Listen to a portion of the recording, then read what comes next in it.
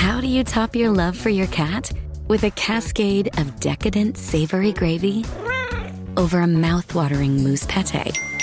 Fancy Feast gems. 2 gourmet pâtés in one convenient pack. Simply peel and plate to reveal a pyramid shape that makes eating delightful and pamper her with an experience as extraordinary as she is. Turn the everyday into the extraordinary with Fancy Feast gems. Finished training for the day? Time to fight post-workout fatigue with Core Power Protein Shakes. They're packed with 26 grams of high-quality protein to build muscle and electrolytes to help hydrate. The nutrition you need to help your body replenish, rebuild, and repair post-workout so you can power on to the next one. Champion your recovery with Core Power. Visit corepower.com to learn more.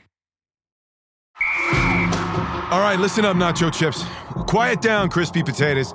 This is the moment Velveeta's been preparing you for, and you're not about to crack under pressure. Today's the day to go all in on the drip. Velveeta's Heat and Eat Queso is the MVP of any game day spread, so stick by them, and you'll be golden.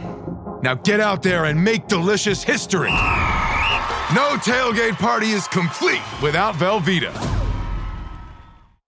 Have you ever wondered how your body naturally repairs and rejuvenates itself? It all comes down to your stem cells, your body's built-in repair system that renews tissue, restores balance, and helps you feel your best. But by age 30, you have up to 90% fewer stem cells in circulation. That's where StemRegen comes in. Founded by stem cell scientist and health pioneer Christian Drapeau, StemRegen products are designed to support your body's natural repair system by using science-backed, plant-based extracts. Just 2 capsules of StemRegen releases an average of 10 million of your own stem cells into your body. No injections, just 2 capsules. Empower your body to rejuvenate from within, whether you're focused on recovery, longevity, or just overall wellness. StemRegen can help release more of your health, more life, and more of the best version of you. Try it now at stemregen.co and use code POD15 for 15% off your first order. That's StemRegen, code POD15. Acast powers the world's best podcasts. Here's a show that we recommend. This season on The Dream. Supplies are being provided by nurses who run out in the middle of the night and purchase diapers, but the hospital is still charging as if they still have these items. We are digging into every topic we've ever wanted to cover on this show. It's a spinning plate analogy. The second that you stop spinning those plates, that crashes. So you can never stop working. The Dream Season 4 comes at you weekly starting Monday, January 20th. Acast helps creators launch, grow, and monetize their podcasts everywhere. Acast.com.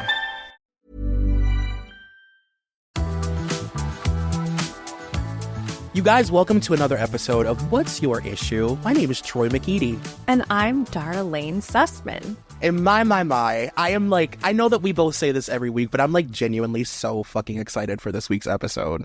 Oh, me too. I know I guess we should stop saying that every single episode because people are not going to believe us. But we're just, we're very enthusiastic people. But I am really excited for this. I would say I'm almost more excited than last week. Me too.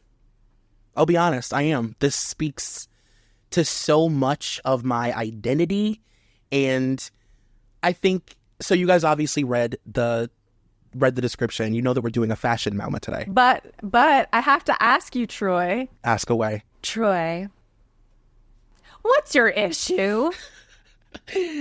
My issue is the November 2009 issue of none other than NYLON magazine. And I think if you're familiar with Dara and I, it doesn't really surprise you that we both have an affinity for this magazine. And obviously our show is so new, so like each time we do a new type of magazine, it is really exciting. And this is our first like fashion moment. Yeah. And also I feel like just going through it, I was really being transported back to a moment in time where, it was fun going through Entertainment Weekly, but that was such a long time ago. I was so young. So I remembered those things, but it was very distant. Cosmo Girl, that was taking me back to a time that was not necessarily the best. But NYLON, that is like an indie sleaze era Dara with leggings for pants and a big shirt and a big bag and some gladiator sandals, and I'm on top of the goddamn world. Yeah, it's peak indie sleaze. It's so wild to go through this magazine and see so many things that feel not, I wouldn't say timeless, like they do feel specific to the time, but they're like coming back. You know, like if you follow trend forecast, you know, like we've kind of been in this early 2000s resurgence for a very long time at this point. And I believe that we are sort of like tapering off of it. And I do believe that we will fully 100% lean into the indie sleaze of it all very soon. Like, I think the Y2K thing might be done soon. Or the misinterpretation of the Y2K thing, if you will. Yeah, and honestly, I think the biggest clue that it's on its way out, we're almost out of here, is we've made our way to bubble skirts. So we've really gotten to the bottom of the barrel, and now we must move on to another time. And good riddance. So much of the early 2000s clothes, like early, I did not like when I was growing up with it, i.e. bubble skirts. But the indie sleaze kind of look, that does feel timeless to me in a disgusting little grungy way. Like a little, I don't know, I like being a little Olsen gutter rat. Yeah, and I think that we're due for it. Like, I think that we're due for, because the thing that was so special about indie sleaze and about fashion during this time, like 2009, 2010, is that it was sort of, like, we're going to be talking about Peaches Geldof. Is that how you say her last name? Geldof? Yep. We're going to be talking about Peaches in a minute here, and, like, she kind of perfectly represents, like, what fashion was at that time, where it's kind of, like, unkept, but, like, a little twee. It's like a little adorkable, but it's like grungy and dirty, and maybe things don't perfectly match, and maybe there's like a run in your stockings, and like, you know, and you like threw on your boyfriend's fedora. Like, it's like very that vibe. It's like kind of, it's like not perfect, and it's cool girl in the sense that like I rolled around on the ground and found a bunch of stuff that like just so happens to work, and then I put like a biker jacket over it vibes. You know? Yeah. There's so much great. Like, just put a biker jacket over it. Just put a biker jacket over it. Like, when in doubt, jacket. Well, I want to ask you specifically this magazine. Like, what did this magazine mean in your life at this time? And, like, just the culture of the magazine. Because NYLON is, like, so specific when it comes to fashion magazines. What I loved... So, NYLON was, I would say, my favorite magazine once I had been introduced to it. And I think, and just going through it for this episode, I think the reason why is, like, yes, it's a fashion magazine, but it also feels very accessible where, you know, it's still steeped in youth culture. It's not like reading like Vogue or Elle, where a lot of the stuff feels unattainable. But also what I liked about it was it wasn't just like I remember it being a huge departure from the magazines that I had grown up reading, which was like Cosmo Girl and 17 and stuff, where it was speaking to like a certain type of young adult, like, oh, you like music, but you don't like everything that everyone else likes. You like some different bands, and you want to travel, and you read books. It did have like a lot more culture to it, and none of it was focused on like how to get a boy. Yeah. Like, it was more about teaching you about how to be like a cool indie girl, which is, you know, what I wanted to be, and not just like a basic heteronormie. Yeah, it's almost like it's the kind of magazine that like unapologetically doesn't speak to every girl, and it's not trying to. It has no interest in being relatable to every girl. Its interest is in being relatable, like you said, to the cool girl, or to the girl that aspires to be a cool girl. You know, the girl that listens to like Tegan and Sarah and has a really cool MySpace page, and, you know, listens to like Beth Ditto, and it's unapologetically like a women's hipster magazine. Yeah. And even just the way that they sort of highlight celebrity in NYLON is like so different than, you know, they turn every girl on the cover into a cool girl. And like there's an assumption that if you appear on the cover of NYLON, then you align with the cool girl. You're a Mary Kate. You are, you know, a Scarlett Johansson. Like, you know what I mean? You date the guy in the band. You're a Zoe Deschanel. Like you're not like a regular you're not a Cosmo girl, like you said. I think that that's like such a great comparison because it's sort of the opposite. I mean, every magazine in a sense is lifestyle, right? Yeah. Like, they're all sort of like presenting some sort of lifestyle. And this one, it's definitely, it's MySpace girl. It's cool girl on MySpace. It's like, yes, we all have a MySpace in 2009, but there's like a very like strong line drawn between like the cool people on MySpace and like the dorks on MySpace. You know what I mean? And it's like, if you know, you know, if you get it, you get it. I would say the equivalent now would be like if you're a TikTok girly versus like a Facebook girl. They also were big on video.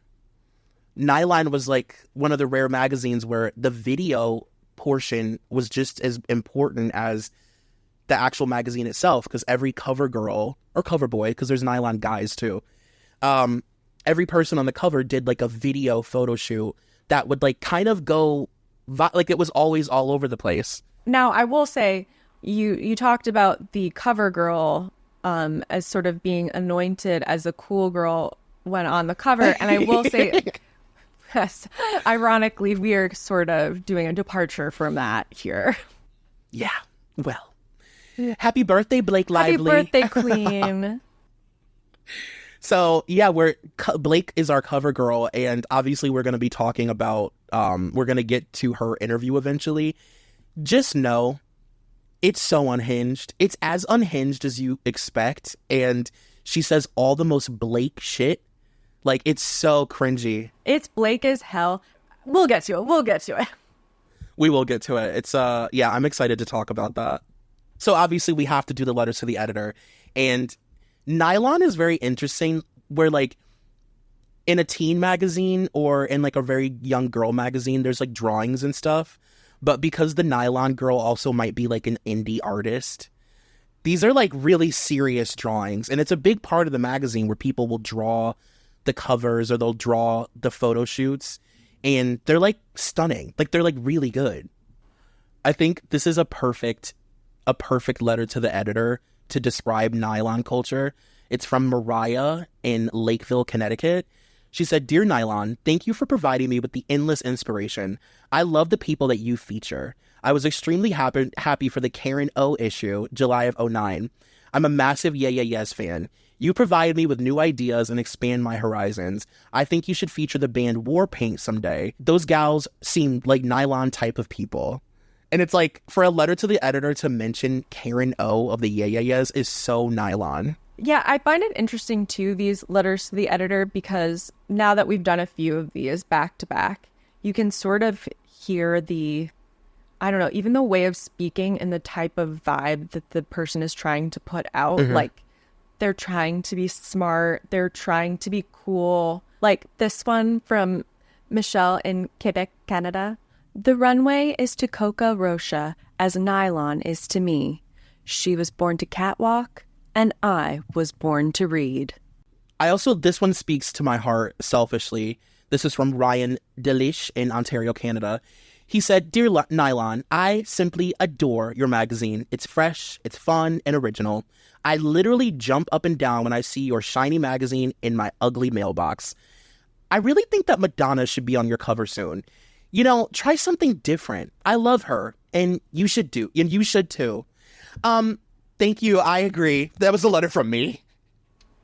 I feel like it also is very reminiscent of the letter to the editor we read in, what was it, like Entertainment Weekly, or the one with Madonna on the cover, actually. Us. Yeah. And the guy was like, "I think you should have Dolly Parton." Yeah.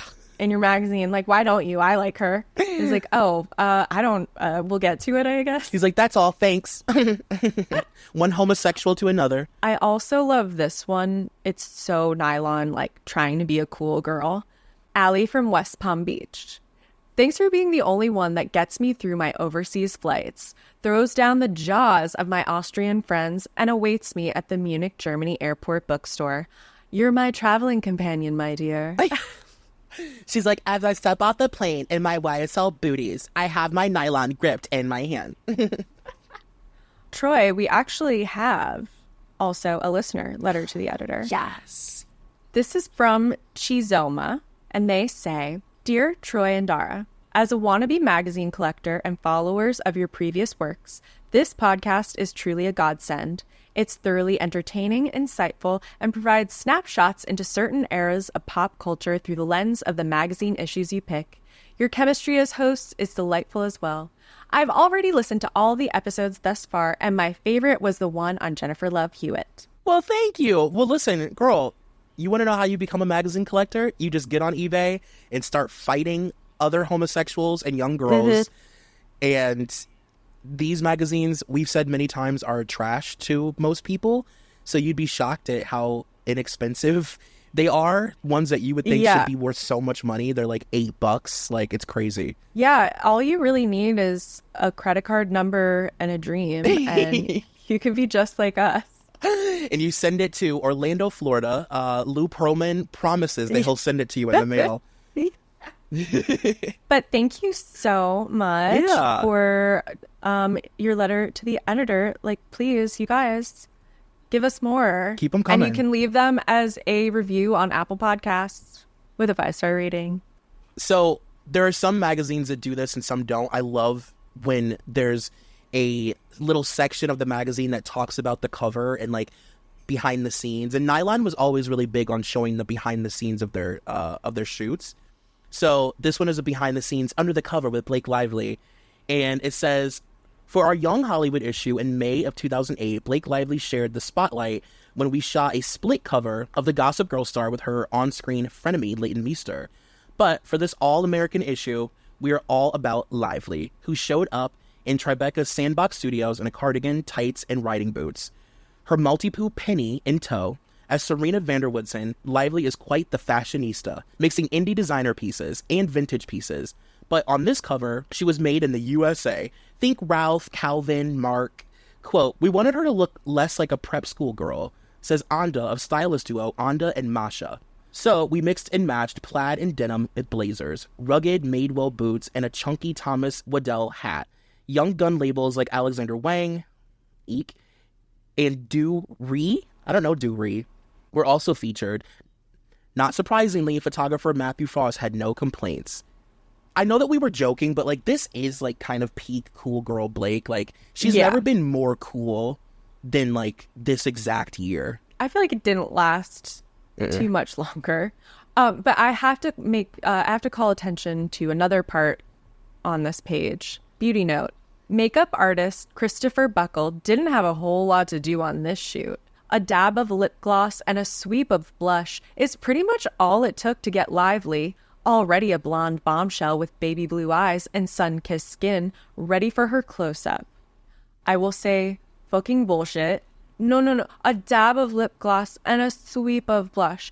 Bitch, I have eyes. Right. I feel like this is very not NYLON of them to say something like that, because to try and intimate that this was just like easy, breezy, beautiful cover girl makeup, even the most no makeup look in a professional setting is going to take a long time. And it's never just a dab of lip gloss. It plays into the whole like, because at this time it was very much like, can you believe how beautiful Blake is? Mm-hmm. And that was like how she was written about all the time. Like, can you believe how big and blue her eyes are? Can you believe that's all her hair? It's not weave. It's her hair. Troy, I totally forgot about that talking point. That was a big talking point. It's like, how can a person be so beautiful and so magnetic? And like at this time, we weren't really willing to admit that she couldn't act because, listen, like, Serena and like being on Gossip Girl played into the Blake thing so well. Like that was the best, you know, she was playing herself, and she even says, we'll obviously get to it, but in her interview she says, I'm basically playing myself. I wear all my own clothes. The Blake conversation I cannot wait for. I'm very excited to get to that. So page 58 in your textbooks, So it's titled Code Blue, and this is an article about the collaboration with Vans and Seven for All Mankind. And we're going to have several denim conversations in this episode because this is the era of designer denim. And it's hard to even really emphasize the importance of designer jeans during this time and how, like, just knowing that your jeans are either Seven for All Mankind or, like, Guess or whatever, like, that alone was, like, iconic. Like, that was con.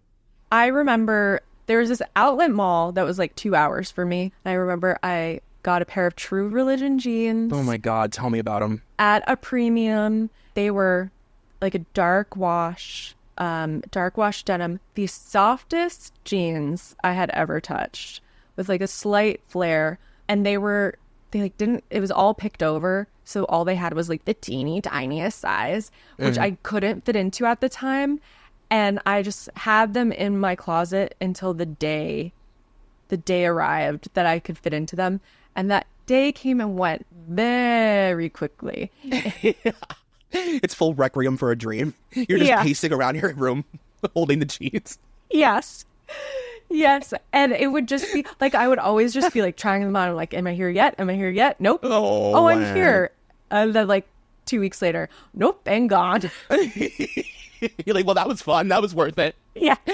Dude, the flex of a pair of True Religions. Oh. I mean, the way that, like, our eyes were trained to know the stitching of a pair of jeans, the butt pocket design. Like, I could look at the back pocket of a pair of jeans and tell you within seconds whether they were from Hollister or if they were True Religions. And it was like, True Religion was unique in the sense that the seams, like, they, like, were crooked, sort of. Like, the seam that goes down the middle of your jeans was, like, kind of, like, it, like, went around your leg. I remember that.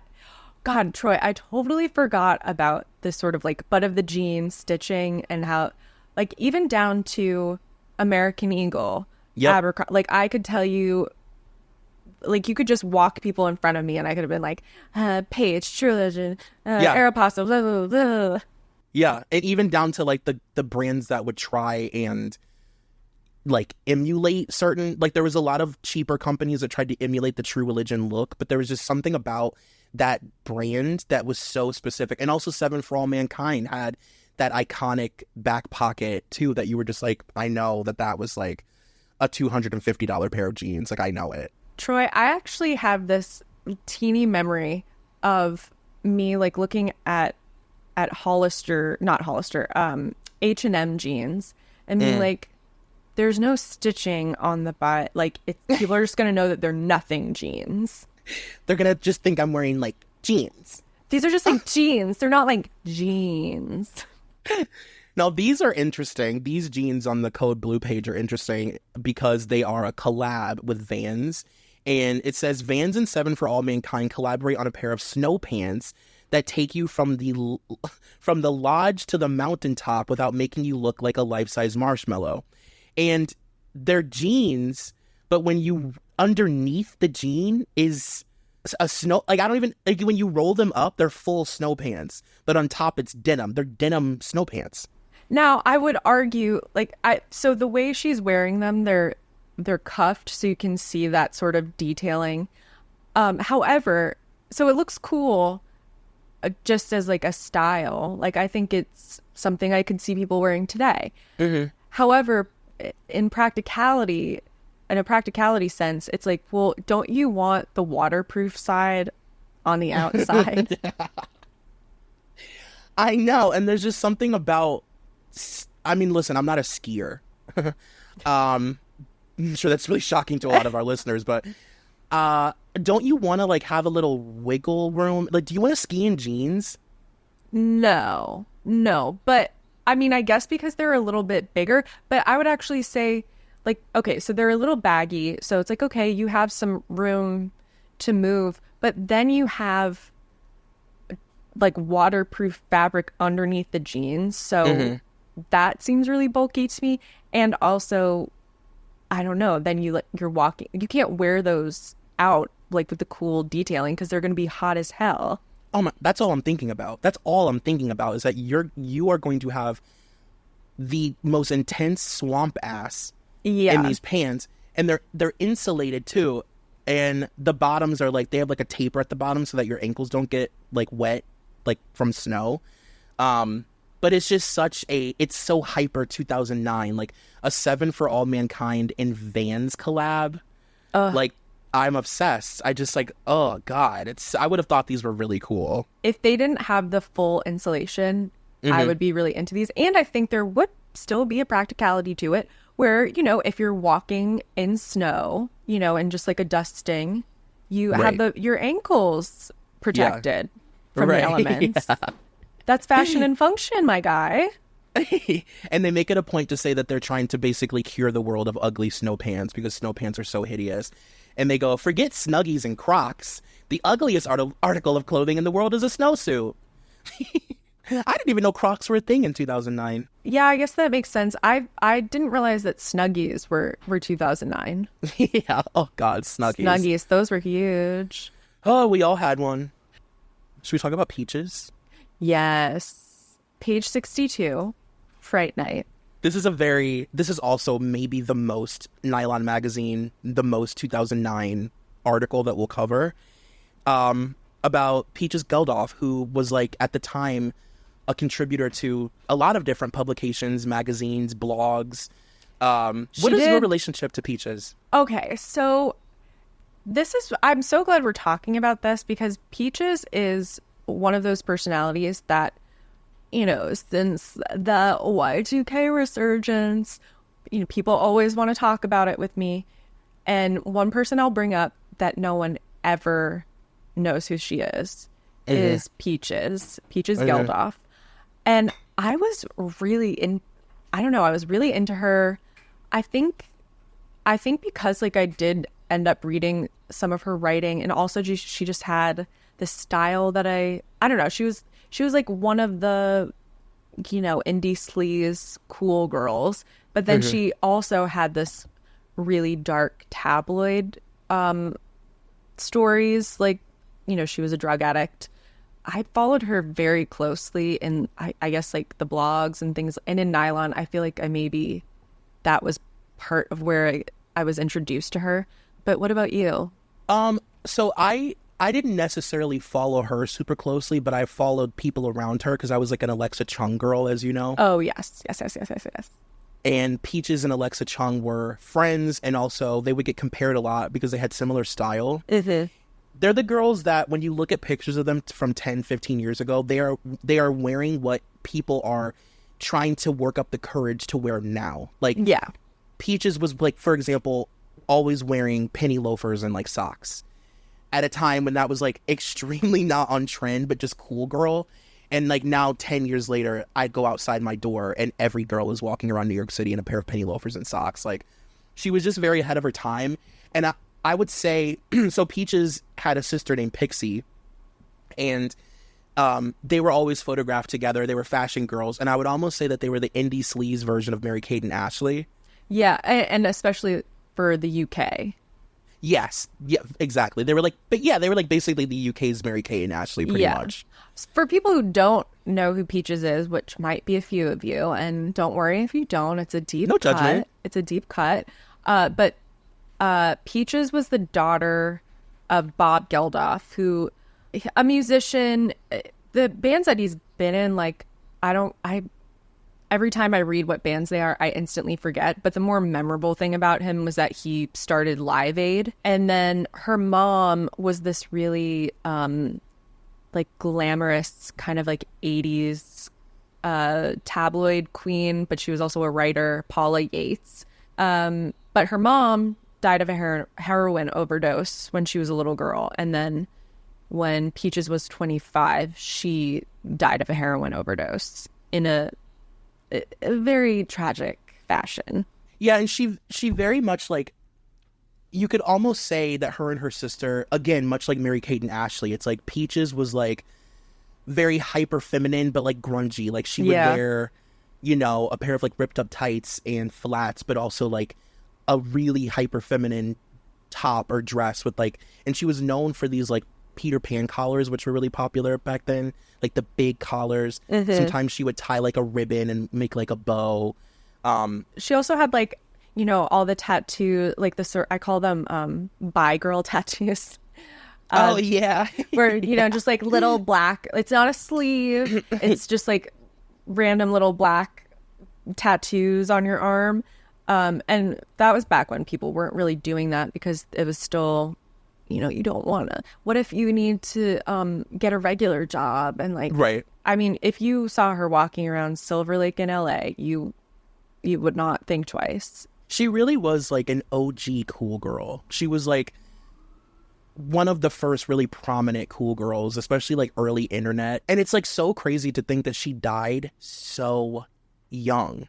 Like because to me, she was like an older cool, like I thought she was like a woman. And I'm like, well, she was like a child basically. Yeah, she was 25 when she died, but she was already married and divorced.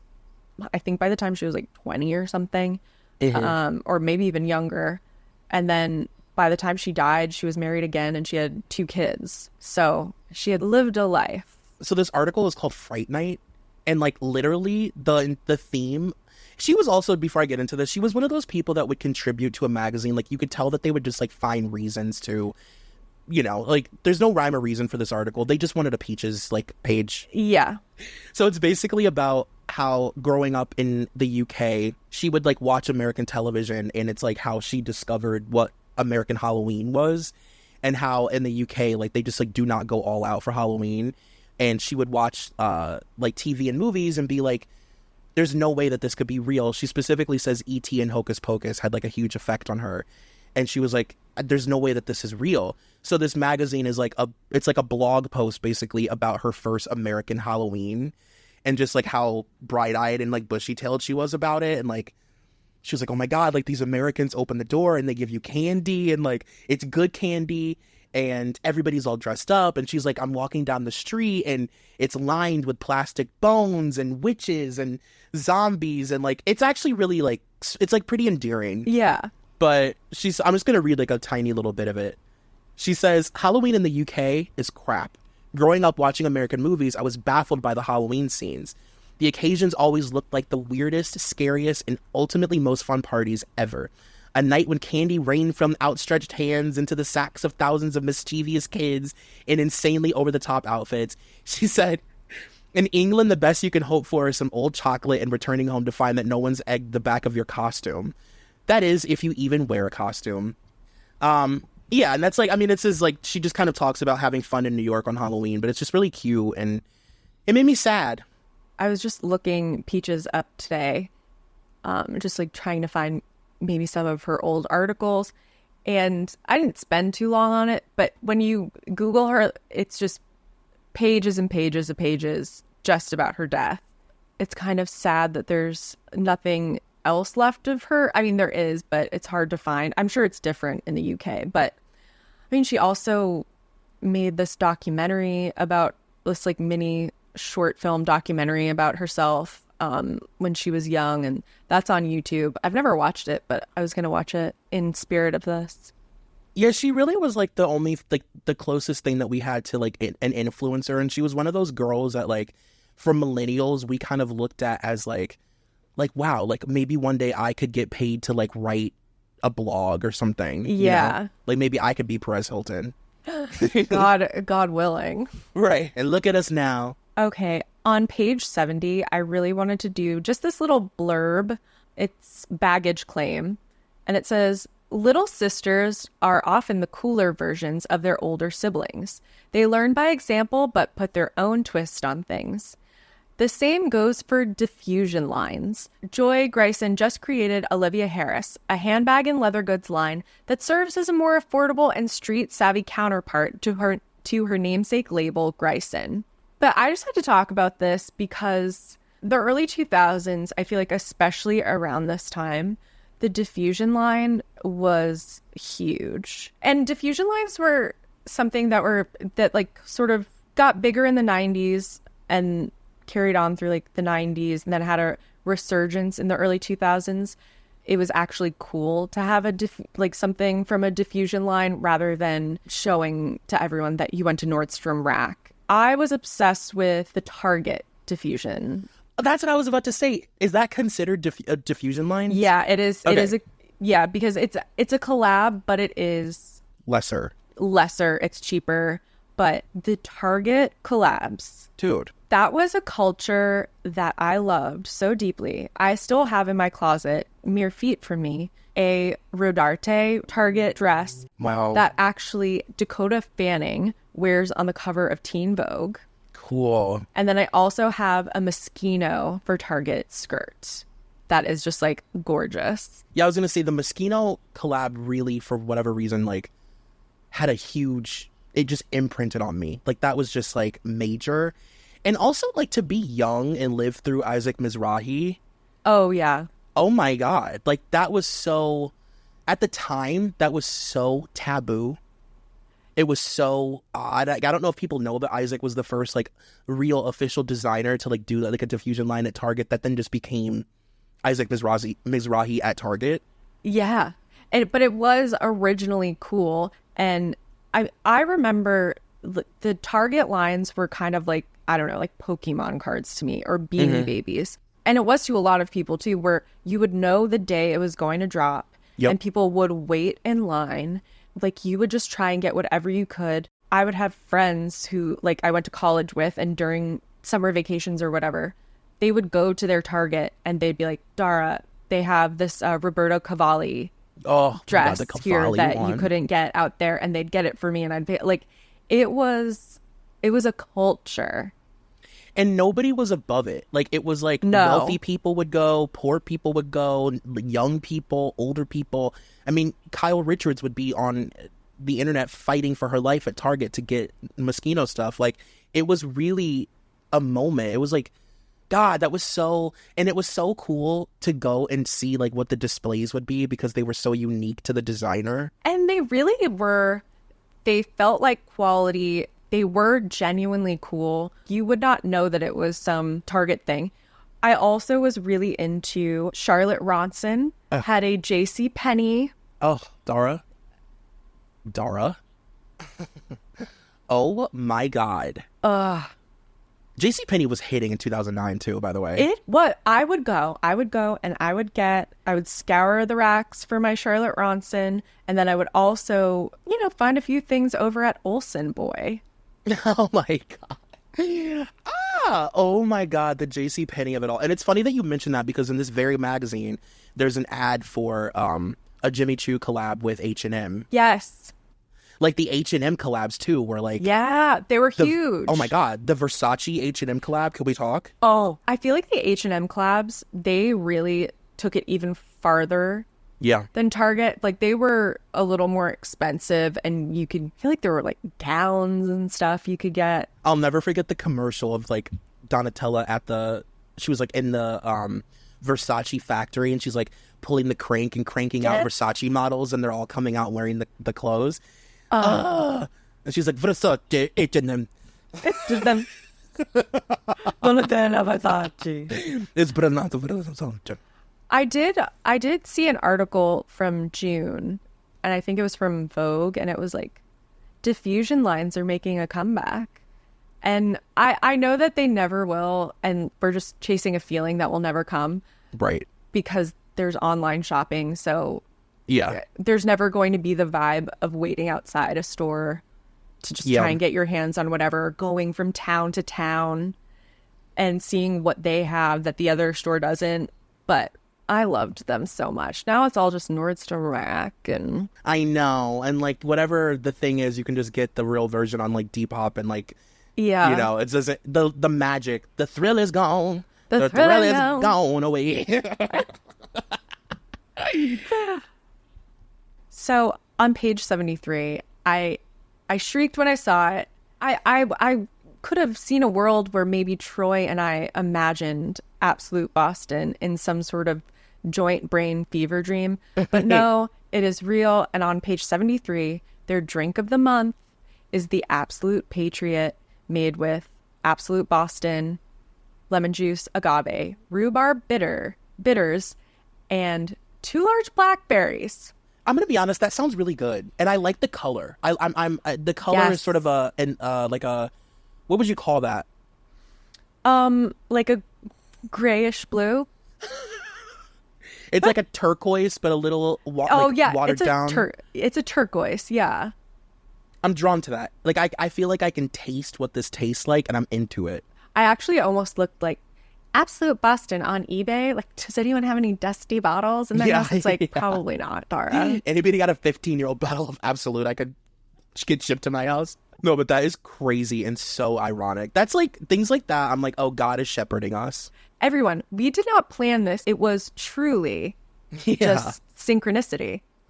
So we're going to advise the class to turn to page 112 for our cover story. The humble, very talented, down-to-earth Blake Lively at the absolute height of Gossip Girl fame, of being like a young, what is she, like 21? She's got the world at her fingertips. She's beautiful. The only thing written about her is that she's just so adorable and beautiful, and like, oh my God, can you believe it's her hair? Can you believe it's her hair? And I just love this article opens with, it says, this is so wildly like on trend right now. It says, Blake Lively could be a real piece of work, considering she's absolutely gorgeous and one of TV's brightest stars. But instead, she bakes pastries, she says, gosh, and this month holds her own the gosh of it all. Gosh. What? She says, gosh, and this month holds her own opposite some of acting's most respected players. So what do you think about this photo shoot? What do you think about the wardrobe, the styling? Like, let's start with the aesthetics first. Okay. I hate to say I fucking love it. Me too. I fucking obsessed. love it. Truly, I really hope that this all sort of comes back, because this is how I would like to dress. I want to wear this bodycon lace dress with a leather jacket with a sewn-in hoodie. I'll be honest, I wore a jacket like that like last year, and I was like, this is probably not in style, but I do not care. This one's for me. And two, also, this is what I really love, and I feel like this is very Gen Z, is to wear the bodycon dress with flat boots, no heels, just like whatever, like I'm a cool girl, and like, look at my thighs. Yeah, I would say the boot has very much replaced the heel in a lot of ways. In a way that makes me honestly so mad. I just would have been so much happier in college in my early 20s had I not had to wear heels. I mean, granted, sure, the people of that age group, went to college on Zoom, but I'm still really jealous. It's like, but when boots were cool for us, it was like those tall, cheap boots that went up to the knee, and your leg would be like dripping in sweat. Yes. Uh-huh. I am obsessed with the styling of this photo shoot. I will tell you, my favorite look actually is, I mean, I love the jacket with the dress. The dress kind of gives Britney's Dolce & Gabbana VMAs dress, the sheer one. Yes, I see that. Let's see. Where's the dress from? Dress by Duri. It's stunning. Oh my God. And it's completely see-through, and she's wearing underwear underneath, which is very of the times, I would say. It's so good. And then there's another photo of her wearing this, like, you can tell really good quality sequin cardigan. Yes. And it's one of those, when you can tell the sequins, they're heavy. It's got weight. There's weight to this. Like, when you hang it up, it's likely to fall, because it's seriously heavy and well made, and it's not cheap. She's wearing it with this really cute hat. Her hair does look great, I'll be honest. Like, she looks really good.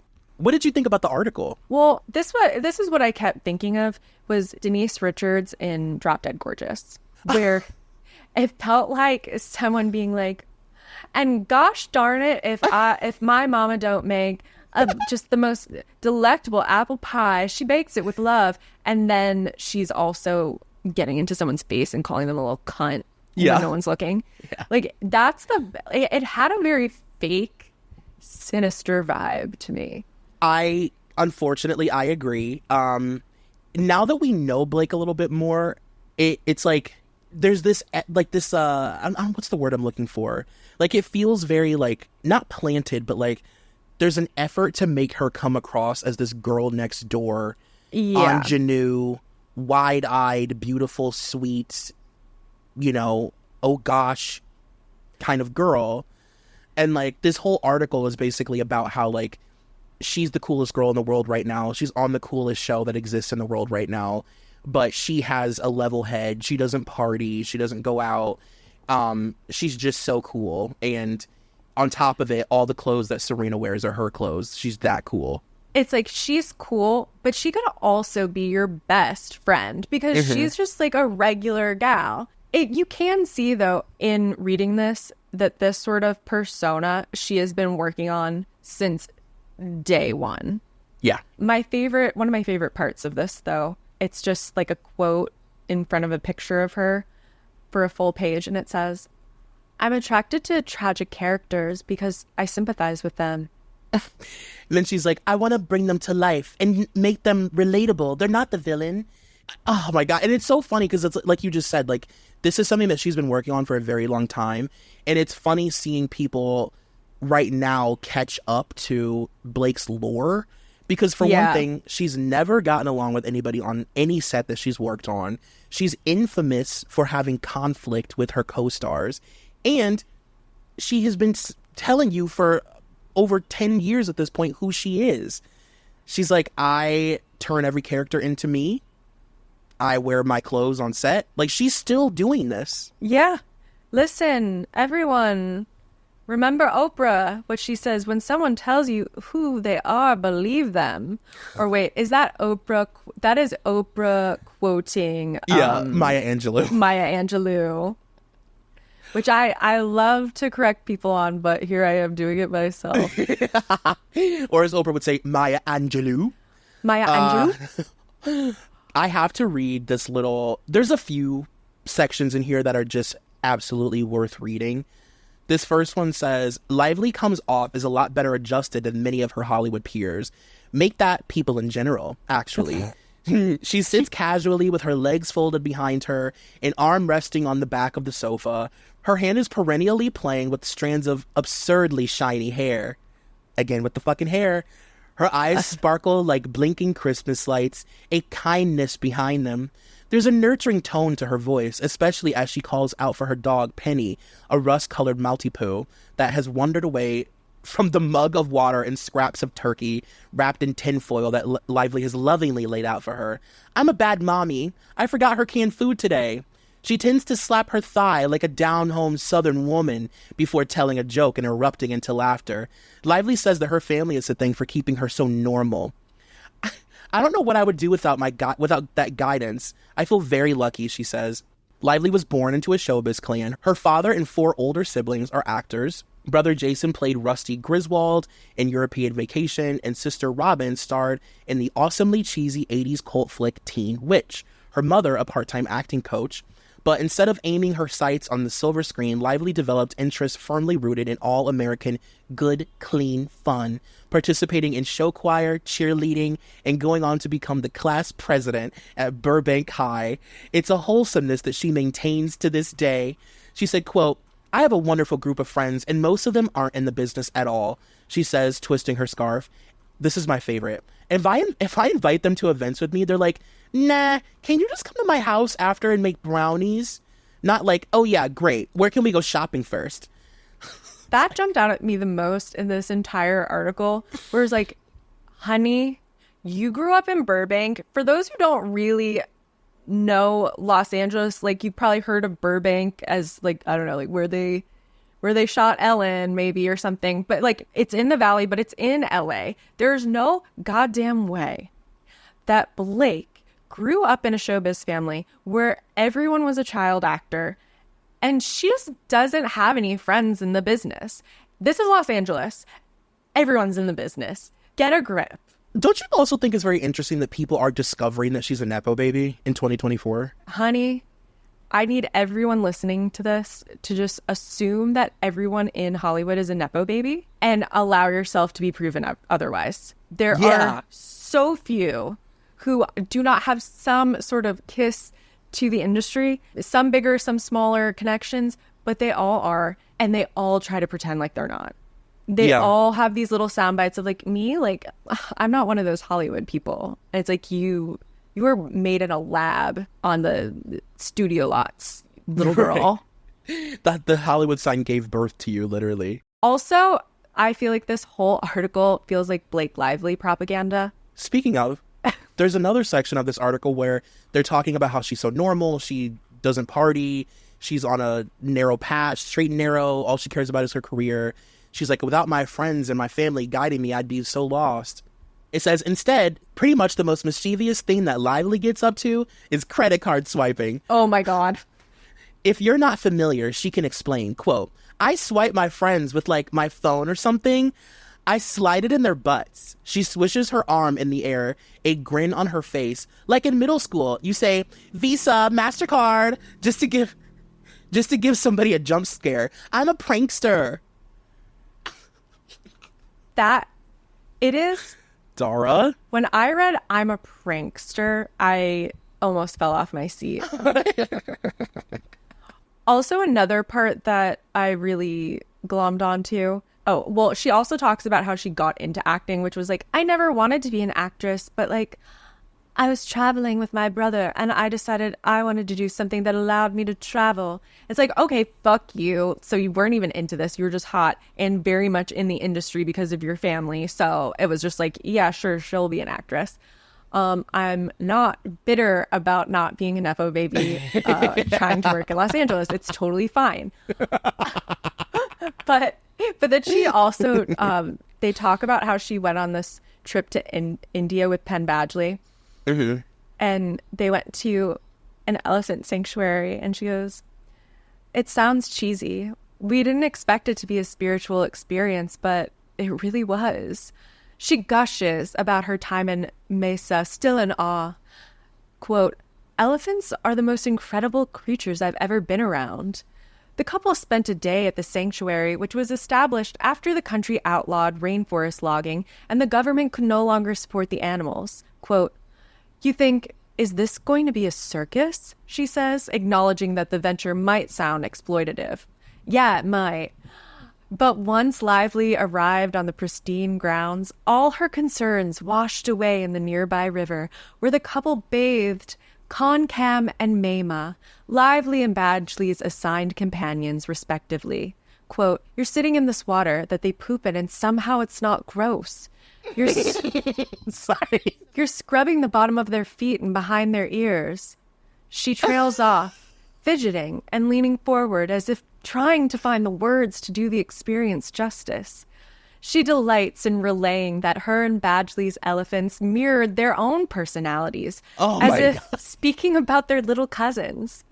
Concam was such a ham, she says, noting that he too liked to credit card swipe his friends. Quote, the other elephants would be eating and he'd take his trunk and like slide it up their butts. She cracks up. But Mayma had been around since the logging days, so there was more tragedy behind her eyes. She was calmer, more stoic and still. That is... Just so everybody knows, and I'm going to keep an eye out, she does hope to write a children's book about the experience of bonding with Kong Cam, the elephant. True. I mean, I will say, like, there are little things in this issue of NYLON where you're like, oh, this would never happen today. For example, they have Blake in this issue on the cover. Apparently, it's the American issue, the America issue, and she is... the all-American, the quintessential, and it's like, they say, and she's not the all-American girl just because she's pretty. It's like, oh, is it also because she's so white and blue-eyed and like... Because she's Hitler's fucking wet dream? I'm sorry, is she all-American or... And then also just this glorification of rich white people going to India... and having a spiritual experience with the elephants. I love she's like, you'd think that they were being abused, but they weren't. And you would think it was gross, but it wasn't. Amazing. To be in the water where they poop, you would think it was gross, but it wasn't. And then they let me try their Indian food, and you would think it was gross, but it wasn't. Like, she doesn't say that, but it feels like that was the next line. Well, I love the follow-up where she says, but they're like, this is like, they go, to hear her personify those creatures with such painstaking care and detail, you come to see that this actress has an astounding amount of empathy and compassion. Astounding. Says, are you guys ready for this quote? I feel a lot, she says. I get really bad stomach aches all the time. So I went to a doctor and he said, you're a feeler. Normal people, they don't really feel what's going on in their bodies so distinctly. But you can feel everything that happens in every aspect of your life, and that's why it hurts so much. And I think that's true. I take on people's... Sorry. Like, may I just say, girly, get a new doctor. This one is not taking you seriously. He's stealing your money, mama. She goes, I take on people's pain a little too much. Like, when my friends are upset or a family member is going through something hard, I feel it inside my body so much. A lot of times it's worse than when something bad is going on in my own life. Like, is this not I fix people's crowns? Oh, yeah. It's also very early, I'm an empath kind of bullshit. Yeah. Oh, my God, This was before people were throwing around the word empath. And it's like, are you an empath? Or do you maybe just not know how to regulate yourself very well and you're actually completely self-involved and you're like, wow, your pain is actually my pain. Yeah. And so like now I'm feeling bad. I actually feel worse than you about your issue. And like it's funny because like there's this conversation with people being like, wait a minute, Blake actually can't act, and like she just plays herself in every role that she's in. And it's funny because like she'll over the years she's like gone back and forth. Like recently she said, I don't get lost in a character. I am the character. I bring my own clothes. I do my own hair. I make the person me. And it's funny because in this article she says, when I'm doing a movie, I hide behind the character's hair or makeup or clothes. If I can transform myself, then people will really believe that's who that is. And I need to believe that's who that is. And this is her talking about working on The Town with Ben Affleck. I remember seeing her in The Town and being like, what the fuck are we doing here? Well, what's so funny is like when the article starts, like before they introduce the Pippa Lee of it all, they're like, Blake Lively crawls across the floor with lipid pools as eyes and a choke collar around her neck. She looks up with submission, and it's like, all for the role Pippa Lee. Also, I hate this quote, and this is a quote that's like, oh, girly, we could never be friends. She says, I had a leash around my neck and Julianne Moore was taking pictures. I thought, what am I doing with my life? What is happening? How is this a good idea? Says Lively, now curled up on a couch in a Manhattan photo studio. Like, I'm sorry. I had a leash around my neck and Julianne Moore was taking pictures and you thought, what am I doing with my life? And is this a good idea? If you have to ask that, honey, you do not deserve to breathe the air of Miss Julianne Moore. Do you think Heather Graham said that? It's like, I can tell you what you're doing with your life. What you're doing with your life is being given roles that you don't deserve based on the way you look and your connection to Hollywood based on your family. Yeah. That's literally what you're doing with your life. It's just insane how much of this like kind of translates today. And like the conversation that we're having about her is like, it's just so crazy. Like all of the, like she's been building this like, oh gosh, image for so long. I mean, I just, God, her stuff with Ryan Reynolds, nothing grosses me out more than their stupid little, like, oh, honey, don't you love being straight and married? And it's funny that everybody describes them right now as like the like high school hot couple that are kind of bullies that like peaked then and like think it's really cool that they're still married, and they think that you think it's really cool that they're still together, like they made it. It's like, you know, we're high school sweethearts, and like that's their whole vibe. It's hilarious that in this article they go out of their way to describe like all of her high school attributes. She's just not one for me, you know? And I'm not into her. I don't know. Yeah, I'm not either. And I know I've said it, but I'll say it again. I just find it hilarious that people are just finding out that she's an asshole. I'm like, damn, like. Honey, you weren't paying attention. Right. Like, talk about burying your head in the sand. But Troy and I, we know people. We can see right through you. So don't ever come for us. Well, the thing about us is that we feel more than most. I mean, my doctor told me that one thing about me is that I feel other people's pain more than they feel it. So I can make their pain about me. Which is a really fun workaround, you know? When someone's talking about themselves, you can turn the conversation back to you with, oh, I'm an empath. I just feel so much. My tummy hurts. My stomach hurts from your trauma. Oh. So being that this is the American issue, I just also must point out one thing. So on page 130, they have This American Life, where they talk to all these different people in the public eye, like artists, writers, blah, blah, blah, about, you know, their, like, what it means to be an American or, you know, whatever. And I must say that of all these people, not a single one black. Hello. Not a single one, which I feel like NYLON wouldn't do that today. Who was your favorite? Okay, because there's like Juliette Lewis, there's Tommy Hilfiger, Christina Aguilera. Which one stuck out to you? Juliette Lewis. Okay, first of all, it feels like it's really a window into what, you know, I think we could all assume that she was like this, but it's a touch of confirmation.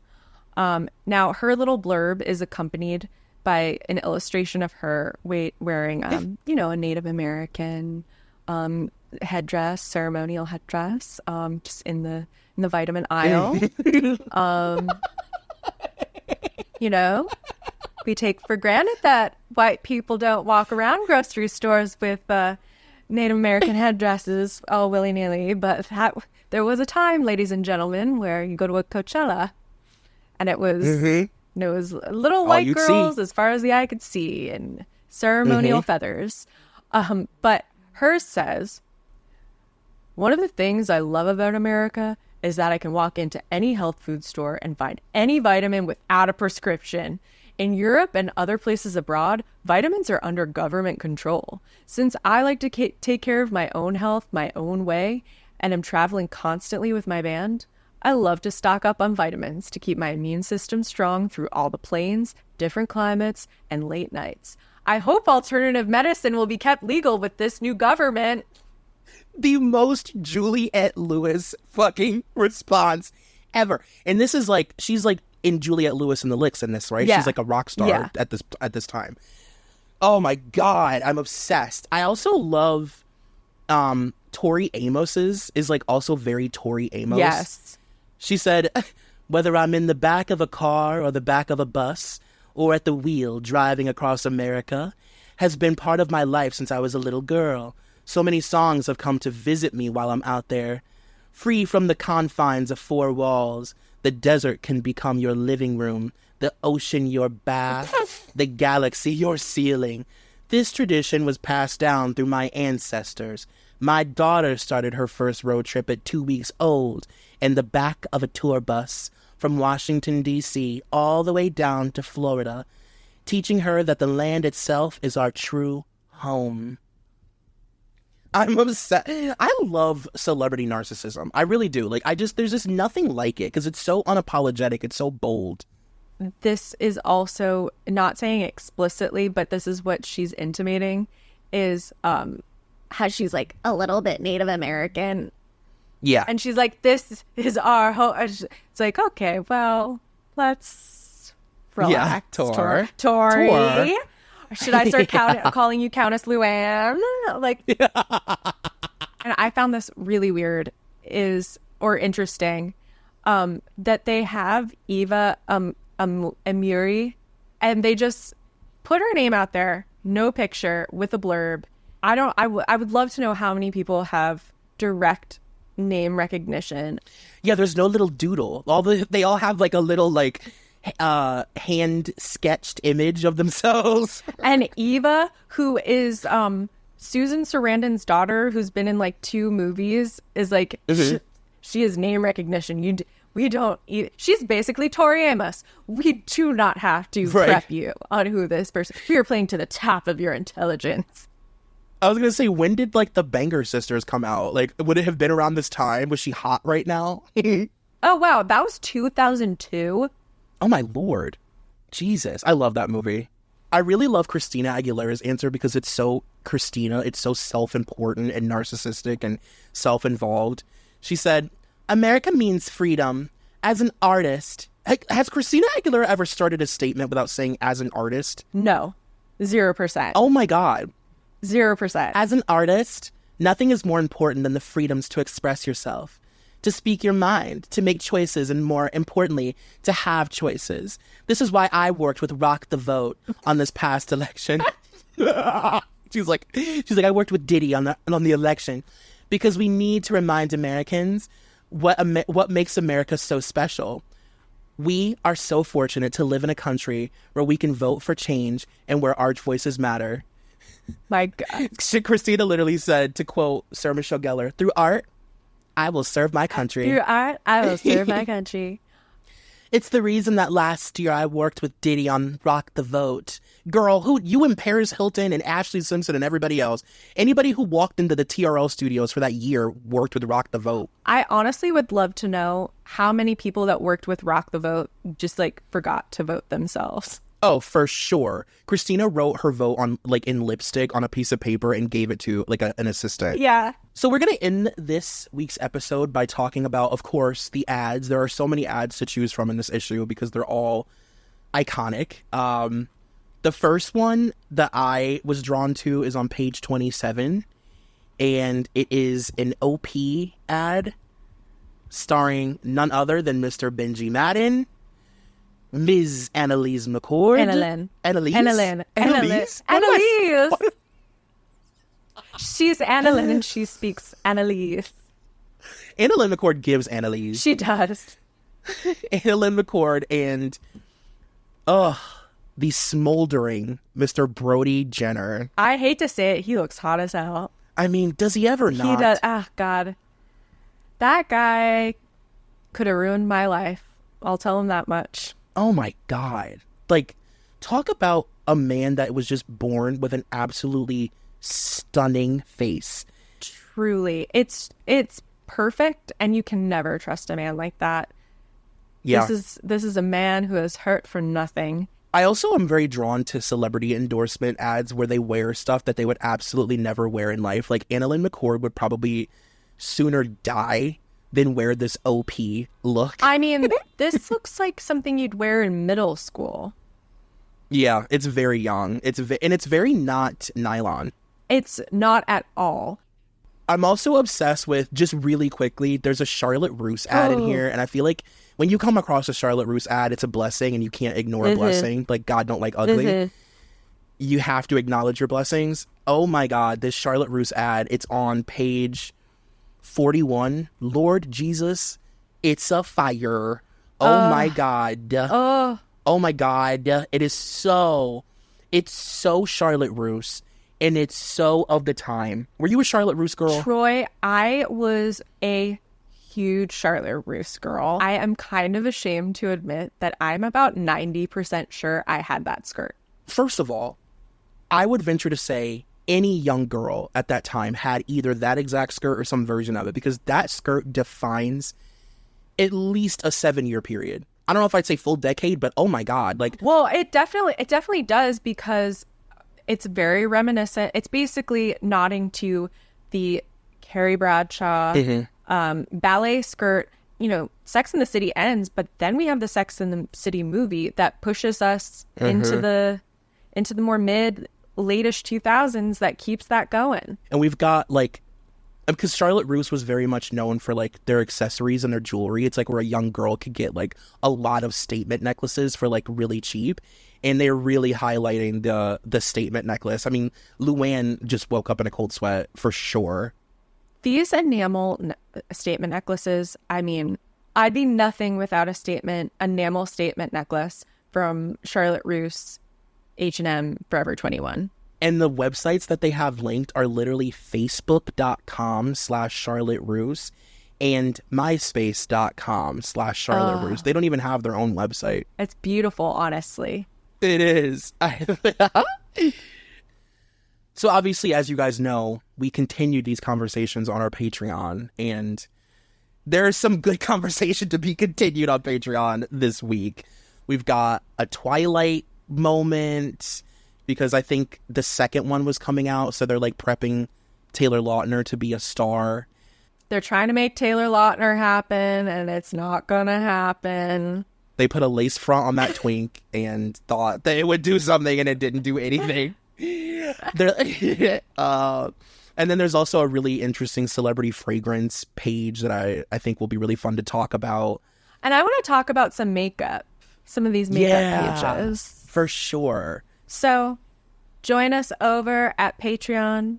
That episode will be up presently. And if you want to read along with us, if you're not on Patreon, we have the whole issue up and you can read it.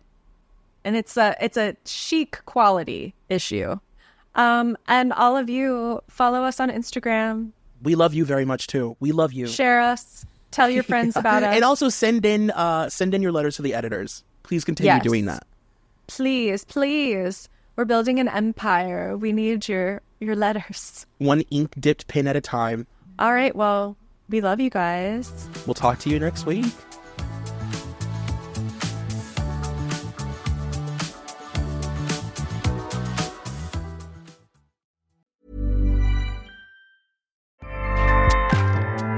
Acast powers the world's best podcasts. Here's a show that we recommend. This season on The Dream. Supplies are being provided by nurses who run out in the middle of the night and purchase diapers, but the hospital is still charging as if they still have these items. We are digging into every topic we've ever wanted to cover on this show. It's a spinning plate analogy. The second that you stop spinning those plates, that crashes. So you can never stop working. The Dream Season 4 comes at you weekly starting Monday, January 20th. Acast helps creators launch, grow, and monetize their podcasts everywhere. Acast.com.